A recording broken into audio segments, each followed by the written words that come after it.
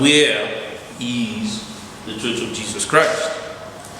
Of course, quickly, I will try to bring out of you, because I'm doing this just for the benefit of recording.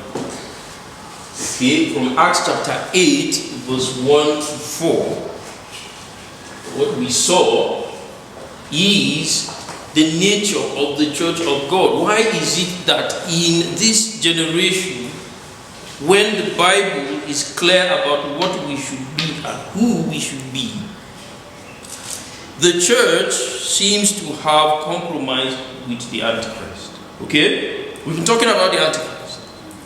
And every day we walk on the streets, this is what we see. Okay? Ancient ways of living, when you could not walk on the street, somebody can take a gun, an arrow and bow or sword, and catch you and tie you with chain and sell you in the market. That is what we are now experiencing. Because time is being rewound. All the gains of the coming of Jesus Christ are being lost. Where is the church? So we want to compare what happened to the early church and what we're experiencing now. Why does it seem as if we're returning to the past? For more than 300 years, the church, after Christ's birth, suffered persecution. Okay? From the time he was born, right to when he was born, children were killed. Children of his age were killed in their mother's hands just to find him. So it happened like that throughout. The church kept on facing persecution for 300 years. Okay? These persecutions were very painful, but at the end we discovered that they were very fruitful. Okay? And why were they fruitful? Because the people saw, when you are punishing an innocent person, it is clear. Okay? That is just it. There is no magic about it. And this is the mistake that sometimes I will want to correct. Okay? The negative effect of these things is that people in our generation see it as if it is some kind of human sacrifice. So the more you sacrifice human beings, the more you progress. This is the funny thing. Okay? But actually what happened was that people saw their innocence. People saw that these people they really believe something. It's genuine and their lifestyle shows it. Okay? Like a story is told about a saint whose name was Polycarp. He was going to be burnt alive. He was a church father, one of the church fathers. And when they said, you have a final opportunity to relinquish Jesus Christ and accept the lordship or the godship of the emperor. He said, why should I deny Jesus Christ? For all 87 years, it was 87 years, I have served him. And he has done me no wrong. He has not done anything wrong to me. Why should I deny him? Okay? So, he was, of course, burned. He was killed.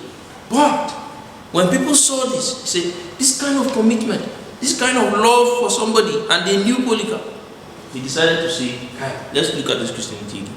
And this continued until an emperor called Constantine himself, because the kingdom of the Romans was divided into two, one side fighting the other for the seat of the emperorship, not because of Christianity.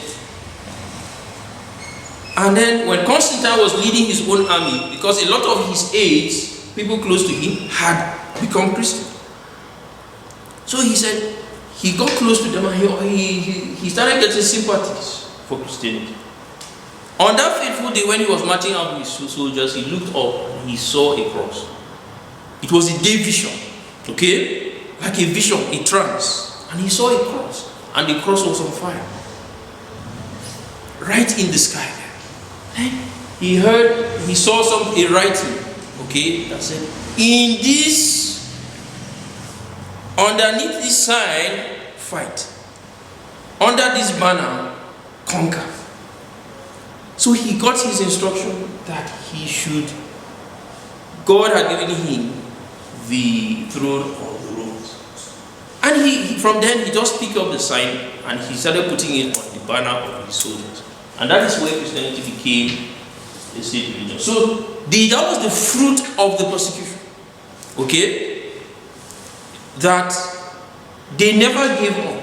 Even under such intense pressure, they never gave up. Sometimes they could not meet in public, they had to go underground. And I quoted some places where some of the church fathers, instead of compromising with paganism, what they used to do was that they were little girls, 16, 17, 18. They would take them into the temple. That was their way of worship.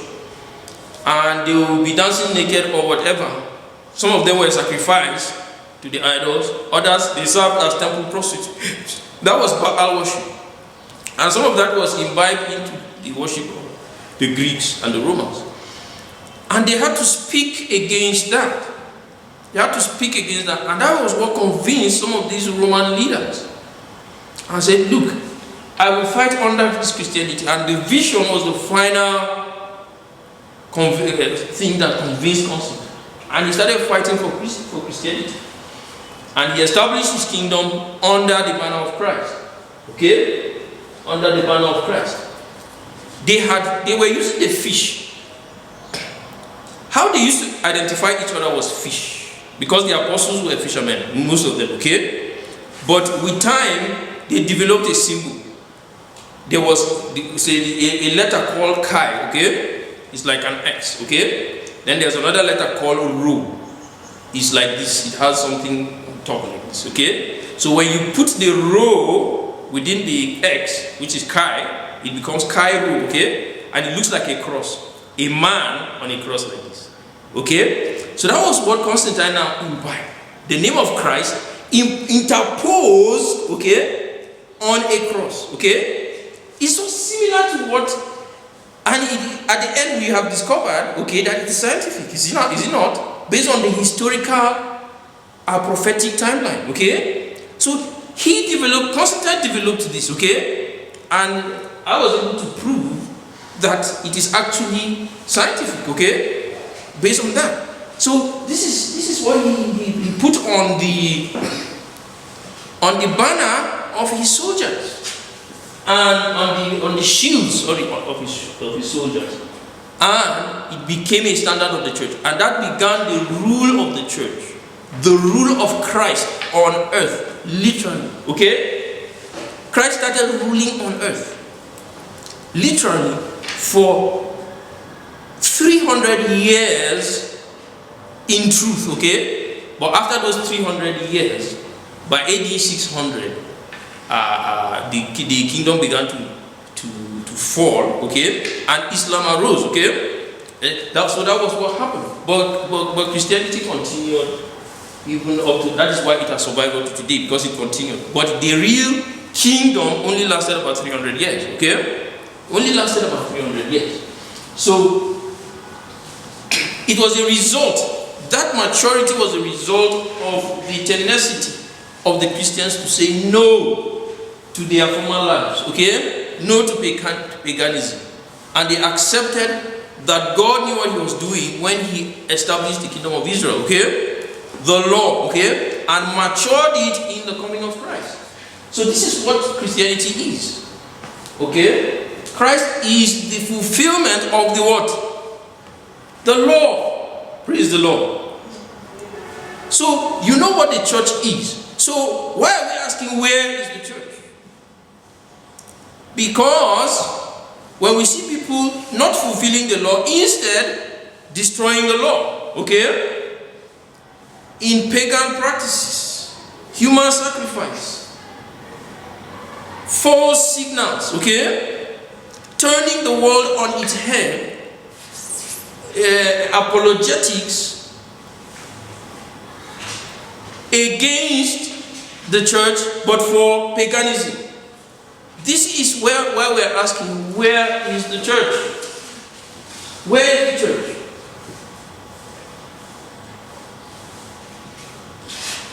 So let's continue.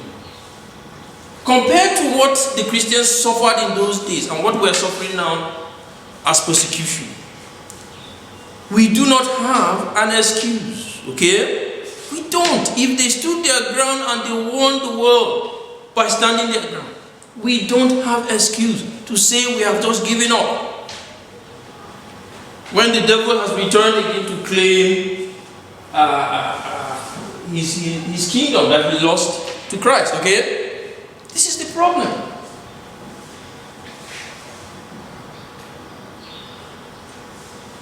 So in our age, it even became easier to say you're a Christian, okay? It became a vogue to say you're a Christian because it was the development of Christianity, okay? Of course, mixed with Western culture, which is part atheistic, okay? That created this liberal. Alright, so Christians have lived more easier than any generation, okay? We've lived far more in comfort than any generation ever. There is no escape. But we see the increase in persecution in this last decade, okay? Because rather not because of suffering, but because we find it easier to compromise with the enjoyment of the world rather than suffer for Christ. Okay, and many Christians have been compromising and are still compromising against Christ, against the church. Okay? So we must understand these things. Continue. Okay? Whether spiritual persecution or philosophical persecution. And one of the problems that we have is that we don't know that education, most of what the Westerners have developed in the name of education is actually from Christ. Okay? From God, from the Jewish culture, okay? He builds their culture, and he is the one continuing it through Christianity. And we are facing a backlash from our own cultures worldwide, okay? And from other religions who do not accept what Christ has brought, okay? What the Jews have brought. And they are fighting it. So, but if we know this, we will not accept that, okay? Christ is not just about the Bible. When we study the Bible, we discover how it has now become most of what we practice in the name of modern education, okay? Of course, there are parts of it are from atheism, okay? And part of it are from the Hindu culture, part of it are from Buddhism, and even our own African cultures. But most of it is from the Bible, okay? The foundation of which is the Ten Commandments. And we need to understand that. Okay, so we need to, while knowing this, we must know that what is happening in our generation now is a philosophical and spiritual persecution against Christianity, against Christ. So we must be able to understand this, withstand it, and change the way we evangelize, okay? Not in compromising with these false narratives, instead by standing firm on what we believe, okay, and insisting that it works. That is the thing. Next. Okay? Persecution has changed into all forms, and some of it is from denominationalism, okay? Different denominations, differences in denominations.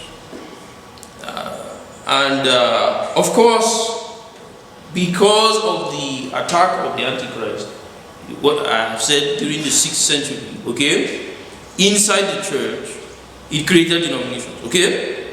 And of course, you know that some of the denominations try to reform the church, but of course, the devil never stops. While we human beings are very weak and we easily get tired, the devil never stops. He still infiltrates all these denominations. And these divisions adds to the persecution. Okay? So yes, we can say that Though you look now and you see a lot of TV channels, even churches owning TV channels, 24 hours preaching the gospel, okay? The church is seeming not to be there. Every day it is regressing into the shadows. Why? Because of persecution, okay? Because of persecution. Some of the things the Christians of the first century faced, we are still facing them up to today.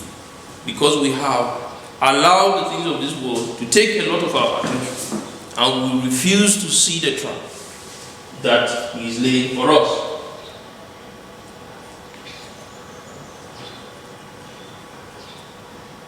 Let's continue. Okay? So, let's continue. Next slide. Okay? So we have to ask, where is the Church of Christ? Continue. Especially with the rise of the prosperity movement, okay? This is a problem, and we must speak against it, okay? The rise of the prosperity movement. No human being is born into this world and does not wish he prospers, okay? But prosperity is not that you don't replace the gospel with prosperity such that you go and do anything just to make money, okay? The God of money is a false God, okay? It's a false God. And this is a God that is replacing Jesus Christ in the church, especially, okay? In the church. They go and they scam. And some people, they've latched on to the persecution that we allow our own people to this signal regime, okay, to perpetrate all these things. I have evidence also that, in my experience, okay, these scammers work with the Boko Haram, okay?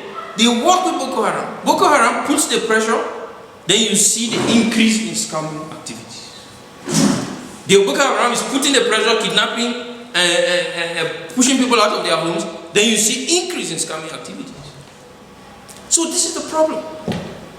And a lot of these scammers have names like Blessing, William, all those sorts of things. So this is the problem that we need to understand.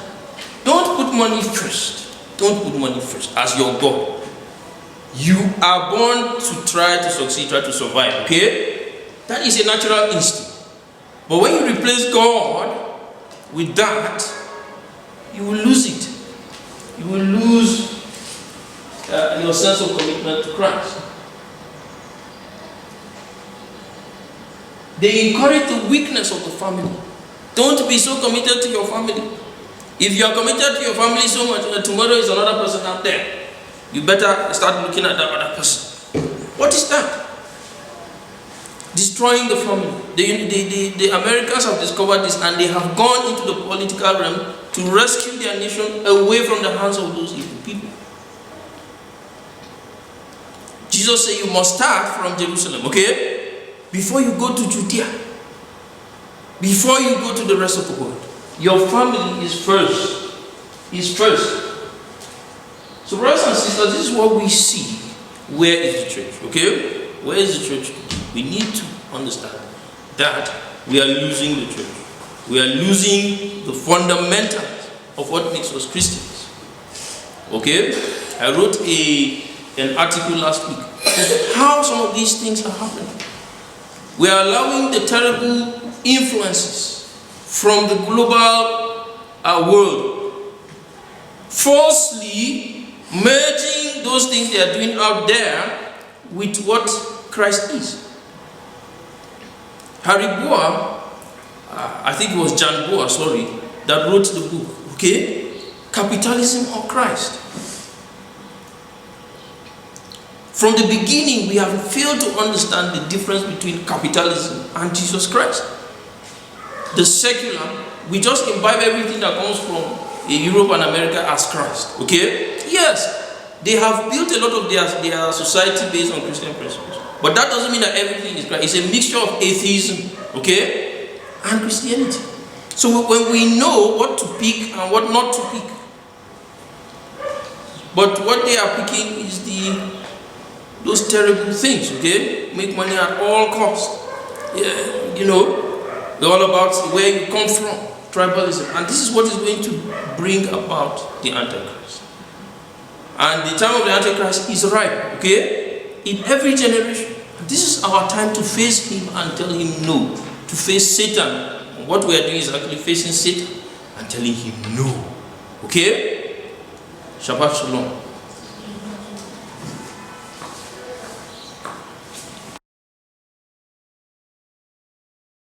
Discover a transformative journey into the kingdom of heaven. Following the initial publication, the author dives deeper with 2 insightful follow-up books. Ever felt disconnected from God even in worship? Explore how God's unconventional ways can transform your life. How can you align with divine plans, avoiding distractions? Find answers in The Kingdom of Heaven on Earth and The 3, Illuminating Christian Truths and Prophetic Practices. Unlock profound insights guiding you toward a deeper connection with God. Don't miss out. Dive into this enlightening exploration today. Click the link on the caption to get your copy.